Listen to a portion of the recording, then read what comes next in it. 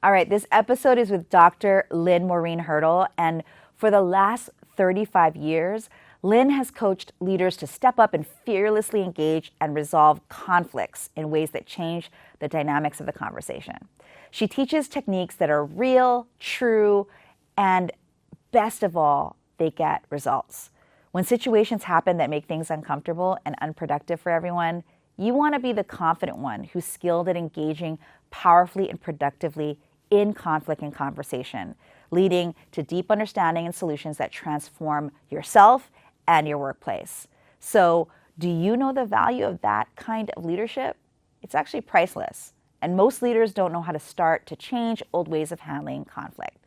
Dr. Lynn can help you get started and get you the results you want. She's a Tedx speaker, executive coach, author, and facilitator, and developer of the popular On the Matter of Race program. Why Lynn's work is some of the most important work that we need right now is because, number one, she's been in my community for over 8 years, and I send every single person to Lynn to teach and absorb the thing that we are scared of the most, which is conflict. She's one of the only people that I know that is extremely comfortable with conflict and is a master facilitator of helping us use our voice in a way that brings people together. So watch this episode. It will transform your life. And most of all, it will change the way that you see conflict and allow you to catapult forward instead of staying stuck. Lynne Maureen Hurdle, you are here in this seat next to me. I'm so happy that you're here. Thank you. I'm honored. Thank you for inviting me to be here. You're the first person I thought of when I was reinvigorating Femmefluence Radio, because I feel like what you do specifically is what the world needs the most right now. We're going to get into it in a moment. But before I do that, one of the ways that I define Femmefluence is what's your superpower, basically. Mm-hmm. So what's yours? Well, I think I have a combined superpower. So I think it is being able to create containers where I can hold space for everybody's conversation, right? No matter where they are in the conflict situation, and then listening beneath the words, because we are not good at conflict as a society, as a world. Clearly, look at where we are, but I really feel like people don't know how to talk about what's really at the bottom of the conflict for them. And I can listen. So when they say the superficial stuff, I'm really listening to the heart more and what they're not saying. And I often can really hear that. Such a powerful Femmefluence. And when did you discover that that was your Femmefluence? What's the origin story? That's an interesting question, because I've been doing this work for over 40 years. So I discovered it probably early on, but I think when it really started to sharpen for me was when I started doing the work in my own life and really turning inward to see what were the reasons I wasn't having the kinds of conversations that I needed to be having in my life. And the more I was able to do that, the more I was able to tune in, right, to others and really start to hear that. And then also the development of my spiritual side. That's a real strong part of my business. Tell me more about that. Yeah, I listen to what's happening within. Like, for instance, my On the Matter of Race program, which we'll talk about, that was not my idea. I always tell people that was not on my vision board. That was not something that I wanted to do. But I know that that was spirit that talked to me. But I'm going to even roll the tape back further. When I was 17, I was involved in a really bad racial incident where I almost lost my life. And when I came off of it, it involved a bus. And so when I came off of the bus, I heard a clear voice say to me, I don't know how, but I think my purpose is to bring people together around these issues of race, right? And I was like, where's this coming from? Because from 3 years old, I was going to be a star. I sang, I danced, I wrote, everything. And so I was headed to be a theater major at Syracuse University. So I was not wanting to hear that voice. But by the time of my sophomore year, Syracuse started a new program called Nonviolent Conflict and Change. And I switched my major. Wow. And been going ever since. Wow. Yeah. But you still perform. I still, people say that. Why are you still performing your work? Because one of the things that Lynn also does is she's an incredible spoken word poet. Thank you. And just a powerful speaker, Thank you. Period. She also has an amazing book. Look her up.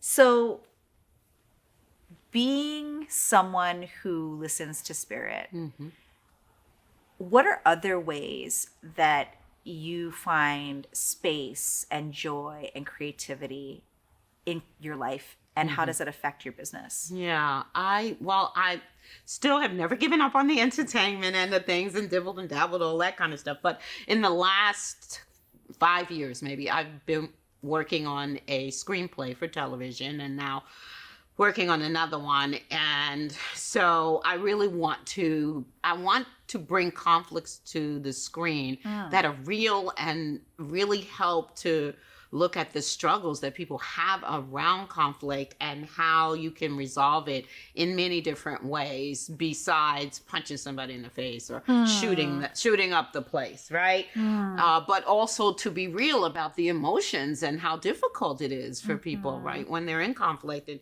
to have those kinds of communications. So really being able to work on that, these two screenplays have been giving me joy. I'd like to have more time to write them. I have a song that's out there being optioned, as I do write songs as well. And so that song is called Ask, Believe, Receive. And so that too is on the spiritual end of things. Wow, that's exciting. And congratulations. These are new things I'm learning. So I'm excited. Thank you.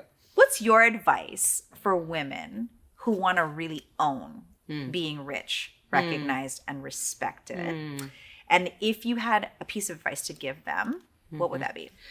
I would say go back to your roots. You talked last night about culture. It may not happen, and I don't know when this will air, but in any case, you talked about culture being such a big part of who you are and what you do, and that certainly has always been my interest. And so I say, look at what are the cultural messages that are holding you back, because for me, the big one was, as Black people, we owe our community a lot. And so you got to work in the community, and you got to, like, we don't have money. People don't have a lot of money to pay you. So that's just the cost of, right, being someone who's made it, right? You got to take whatever it is people can afford to give you. And that held me back for 20-something years, right? And it was a really strong message. My dad even said, when I said, Dad, I really feel like I can get more, that I'm worth more, and I think I'm going to look at corporate spaces. And he said, oh, so you're going from the needy to the greedy. And it took me 3 years to just get past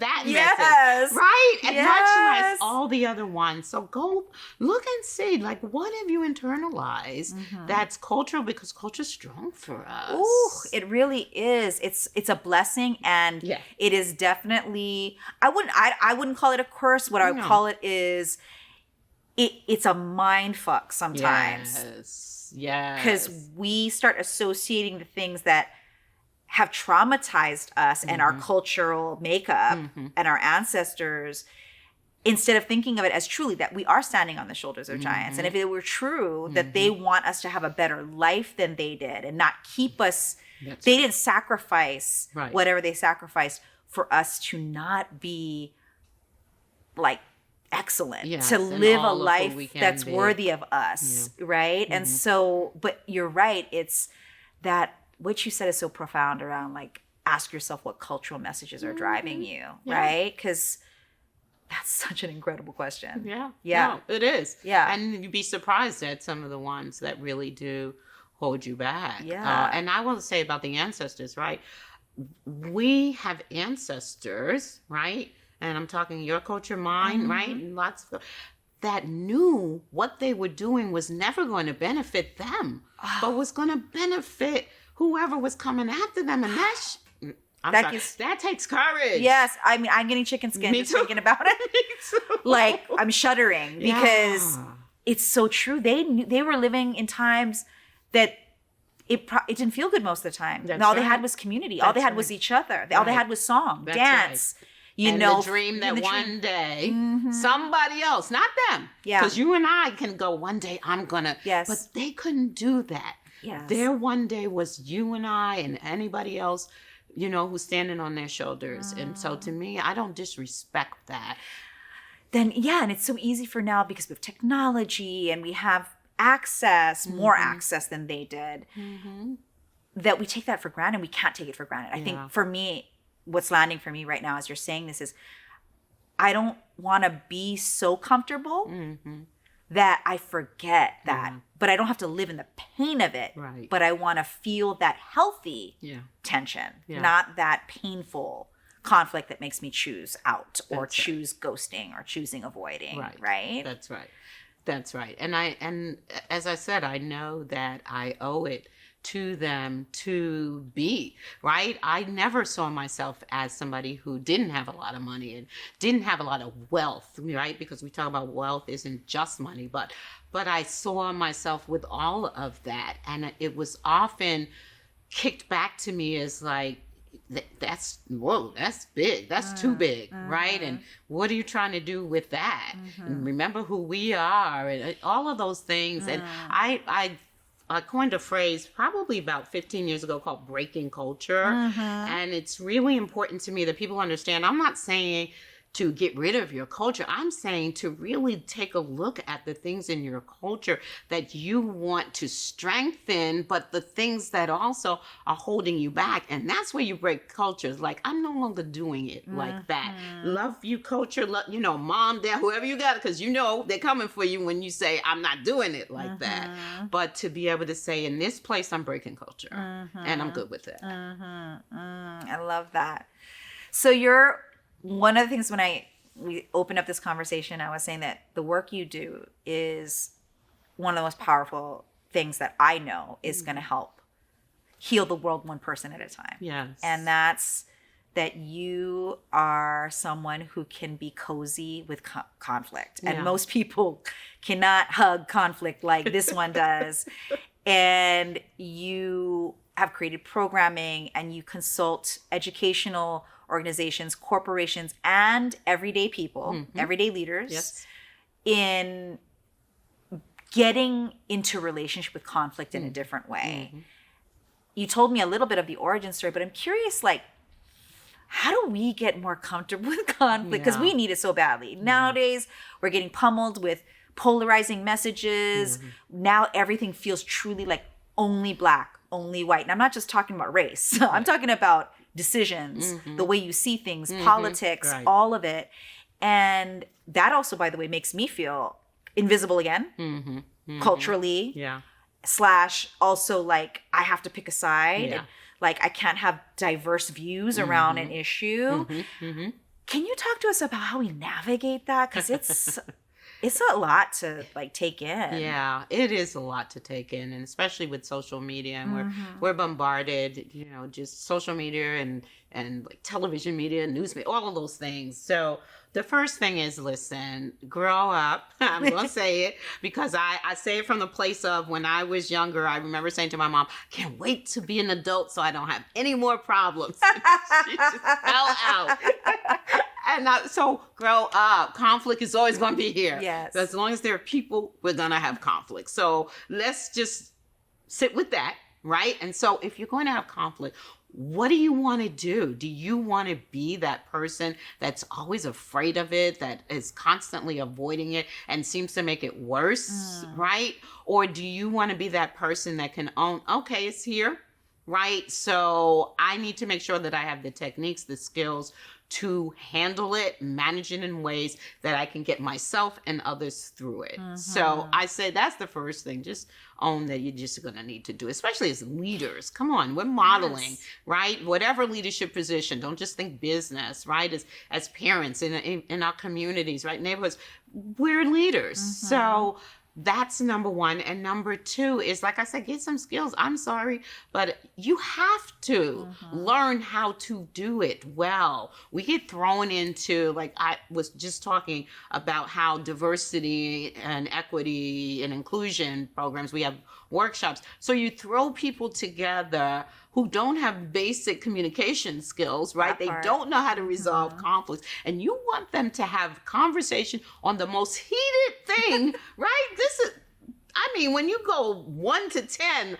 10 being a high heat conflict, we're talking 11 and up when it comes to this stuff. And you want them to sit there and do that. And then you're like, this stuff doesn't work, right? Because we can't do the basic. We can't get through a conversation where, as you said, like, okay, well, I see it differently. Oh, okay, well, then we can't. We must not be values aligned. We're no longer all the things. This deal is. Right. So it's really about facing it, growing up, always going to have conflict. Why not be good at it? And then how do I get the skills and the techniques so that I can be in conflict? Well, the answer is work with Lynn or take one of her programs, because you're a safe and honest place to build those skills. Yeah. And if you really want to become more self-aware, work with someone who even makes you a little uncomfortable because they're different than you. In fact, that's why you started the program on the matter of race. You want to talk about that a little bit? And it's for white people. It's for white people who want to learn, and that's the piece. Want to learn about racism and want to learn what they can do about it. And it was at the request of 2 white women. I do need to say, right, we're on one of your retreats. Yes. And you remember. Oh, I remember. White women who just said, look, for the first time, because of Jen Cam's work, we have friends of color. Like, we have grown up in and live currently in all white neighborhoods, right? And now we have friends of color, and they talk about racism and the effect on their lives. And we're like, we don't know what they're talking about, or we don't believe them. But both of them were smart enough to say, but we know it's not them. We know it's us, right? And so we want somebody who can lead us in this knowledge and conversation. And as I said, I hold safe containers for folks. So these are white people coming together to talk about racism, to learn about it, right? And then also talk about what's your commitment to do what you can right in front of your door. Because I got to be honest, white people come in because they don't know enough about racism. They're like, let's just stop it then. Let's tear it down. And like, what are you tearing down? You don't even know what you're tearing down, but you want to tear it down. No. How about you start with that conversation you want to have with your grandfather, right? Yes. You always wanted to say, you always knew, like, this is wrong, what you're saying about people who are different from us, but I don't know what to say. So how about there? How about bring it into your workplace? Like, what's happening there? Are you in a position where you can affect some change there? How about the kids that you're raising, right? My sons were in predominantly white independent schools, and my biggest concern was not that they would find all kinds of friendships. My concern was, but what do, in particular, their white friends know about, number one, being able to be in a conversation with, but the other thing is when you all go out, I'm sorry, the world looks at my sons, who are darker skinned as well, right, differently than you. And so your sons might naturally say, oh, I'll stand up for them. Yeah, but you're standing up for them with privilege could actually hurt them because you could do and say things that are now actually going to escalate the situation. Where my sons, sorry, they have to be educated early. This is what you do, right? This is how you act. You running down the street with your friends, if they're all white, they see you differently. Whoever's watching sees you differently than sees them. They see them running down the street. They see you. What do you do? What's he running from? Exactly. And that's real. That part, that's a great visual situation. Like, I think we can all see that, and we can all look at our even embedded racism from societal terms. That's right. So I love this. I mean, I got, like, can we just be real about this? Can we just talk it real? So number one thing I hope you all got was that be in communities where people don't look like you, period. Whatever shade you are. That's so us stepping in as people of color into white rooms. And I hate to call them that, but Right. in business, a lot of times there's been congregation there. And then frankly, there's also like, then white people are afraid to go into black rooms. Right. And for me, being Filipino, I've always like, I grew up in Hawaii. It's a melting pot. Right. And it's natural for me to talk to and attract variety of people because culture is important to me. So I'm interested in people. Yeah. And I want to say, like, if you want to know about this, get into our rooms. Whatever room we're in doesn't mean have to be our event, our thing, but try to get into a room where people don't look like you. That's right. Number one. And but they still are like-minded because culturally we may be different, but we have the same level of ambition or desires or want to change the world or whatever. So I love that you are always that Stan in all of my rooms. And that exact time where we were on retreat and that happened, I remember a conversation after that where we were all in the room. Well, I wasn't there actually. Correction. But Sarah, who is my right hand, most people know that, she's Japanese, and she was in the room and you were all talking about the program and these women were just raving. It was so amazing and they can't wait to invite more of their friends, which I'm not surprised because this one's thebomb.com. And they said, Sarah, you should join it. And Sarah's like, why would I join this program, even though she has worked with Lynn on conflict, right? But not this particular program. And they're like, well, because, everybody needs this program and this program is for white people. And she's like, do you think I'm white? And they were like, yeah, because you're not black. Yeah, that's right. So anyone who is not black is white. And that was like, and these are women who we love dearly and respect and successful. And we are their friends. We didn't go, we're out. Right. No. In fact, what I did say was, you know what? Now you've convinced me to build this program. Hand me your credit card right now. And they did. Yes, because they were like, wait a minute. You're not white, Sarah? White. And Sarah's like, I'm Japanese. I'm not white. I'm not black or white. And they were like, I can't believe it. And that was that not seeing, and it was completely naivete. It was almost childlike. And also what they had been taught and really just left it there. That's what I'm saying, childlike. Like didn't even, just assumed. Never explored further. And these are people who are in our environment. That's my point. You're in places where if we could just touch on those things and we could actually make them, it's funny even. We're like, it's incredulous, but at the same time, oh my gosh, people like you get to help heal that. That's right. Yeah. And that's really exciting. Yeah. And it's gorgeous because two things. One, my youngest son, Justin Naeem, who's 21, he came into the program a year ago and is co-facilitating with me. And it's just ridiculous. He says, Mom, you're Martin, I'm Malcolm. We got to get these people straight. and it's a great combination. And he's beloved. They just adore him.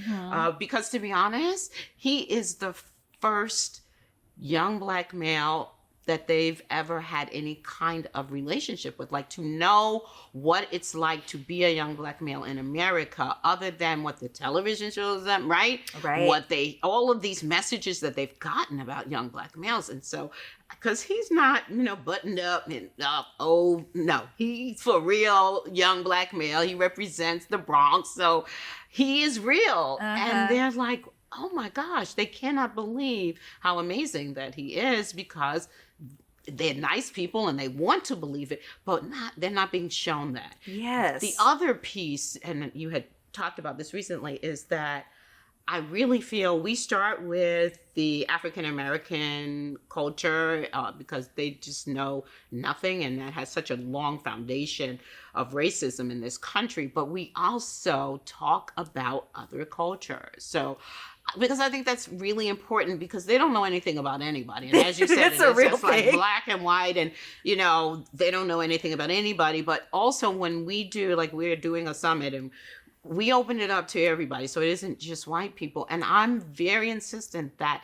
as many people from different cultures who can come as speakers, that's who I want, because we, even as people of color, don't know a lot about other cultures. We don't even know the fact that in the struggles of other cultures, there's been alliances. And I know that it's been intentionally kept from people. There's been alliances. I was talking with someone last night, right, Filipino, who said the way that I got into DEI and activism was this group of Black women who took me under their wing and taught me about it. And I was like, yeah, we've been in alliance for a long time, but you're not going to hear that. Right. You're going to hear this, right? That we're against each other. And that, to me, is like, that's also what's keeping folks apart. Oh, I love this.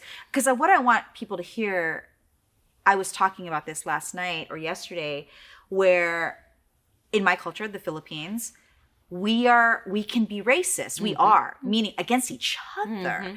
There is colorism in Philippine culture. It is more revered to be light-skinned than it is to be dark-skinned. And if you are of darker skin, you don't want to go out in the sun. You don't want to marry a darker person. There's all of that going on. And when I was young, I grew up, I'm of a lighter hue of Filipino, even though I'm full-blooded. And I felt like I didn't belong because on one hand, it was so revered. Oh my God, look at her. She's like this angel child. So that was weird because then they're talking about my brothers like they're no big deal, right? And I thought, that's weird. And then on the other hand, when I didn't follow the protocol of the shame that is prevalent in our culture, I was the white devil. Yeah. So either I was the white angel or I was the white devil. And I'm like, where do I belong in this thing?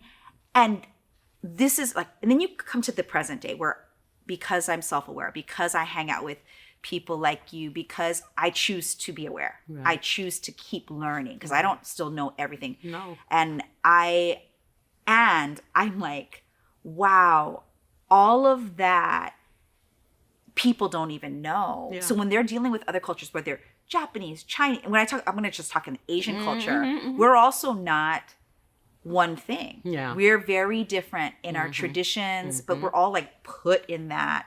But how Asian people, frankly, have knowingly and now unknowingly, many of, I'd call like the younger people don't realize that the reason we are the invisible generation or the invisible cultures, the Asians, is we had to be, because we had to pick a side. And if we were going to pick a side, that alliance on the front end would be with the white people so that they wouldn't persecute us as badly as African Americans. And then the flip side of it is we made alliances with African. I mean, because I've been so interested in the culture and why I'm so into it and why it's so big part of my business. Because people have told me, why does that even matter? You're and humbly so, you will say you're sharp. You you don't need to bring any of that into it. Right. And my whole thing is, number one, I feel like I have a responsibility, not because someone's making me, but because you call it spirit. I'll call it spirit too. Spirit's like, this is something that needs to be said, taught, embodied, modeled. Yeah. And number two, I am just a geek and I love history. I think we need to understand it instead of what's so prevalent today where it's like, you just react based on a media segment or an instance, or you get on the bandwagon because George Floyd, and it's great that all that attention came, but it also came with what feels like an expiration date. And that's why this ongoing, this ongoing conversation and making it part of you. Yeah. Trudy LeBron, who you know. Yeah. She says that, white guilt is not a business plan. And it's not. It's not. So that's not what this is about. Nope. And can you speak on that? I want you to, I think it's really important for folks to know that, first of all, I'm going to say this. We do level 1 through level 5, and God knows these people don't ever want me to eat. And so I'm like, I'm not going to 6. So now we're like 5C. They gotta right? A, B, and re-audit. C, They gotta right? re-audit. Right. But, Yes. But each level takes it to a whole level of learning. We have a 90% retention rate. People Amazing. go from one level to the next. Number one, because there's guilt and shame in every culture. This is the Yes. piece. We have guilt and shame in every culture, because that piece on colorism, that's in every culture. Yes. Right? And that is the supremacy culture that says that white is the model, Yes, right? It's yes. what we all should be striving for. So every culture has the colorism piece. But what I say is that, listen, you know, there's this whole myth that y'all are too fragile to actually learn history as it happened. And yeah, there's some rough stuff in there that white people have done in this country, but you can sit in guilt and shame and feel it and then move through it. Yes. You ain't got to live there. Yeah. But you do have to own, right? That it makes you feel like that. But listen, I always say too, I base my journeys, because they're 6-month journeys in On the Matter of Race, on Harriet Tubman and her wisdom. What a brilliant strategist this woman was. And she had spirit. And she really could not have done what she did without white people involved in the Underground Railroad. Yes. Plain and simple. It's not that she wasn't brilliant and didn't do her part. White people have always been involved in liberation work. Yes. So you can stand on that too. You don't have Yes. to feel only guilt and shame. Yes. You can know and understand that, yeah, there is a way to use the privilege that I have, because it's going to be a long time before we can turn it around so that everybody has that equity. But in the meantime, if you know that you have privilege, which a lot of white people don't know, they hate that word, but if you know that there is certain access that you have, you can give that to someone else as well. Yes. Instead of bringing along everybody who's in your neighborhood or your son's friends, all of that, you can go, wow, who doesn't have access to this that doesn't look like me, that really can do this? Because that's the other piece, you know, bring us in and it's always, oh, that's an affirmative hire, right? Affirmative action hire. You assume that someone of color is not as qualified as someone who's white. And there's plenty of qualified, super qualified, overqualified from every single doggone culture. Yeah. But you don't know them. Yes. Right? As a white person. But when you do, or you start to know that you can have access to them and there are ways that you can look for folks, then you start to say, well, what could I give them an opportunity to interview for, to be involved with me? But like, what can I do with that access and privilege?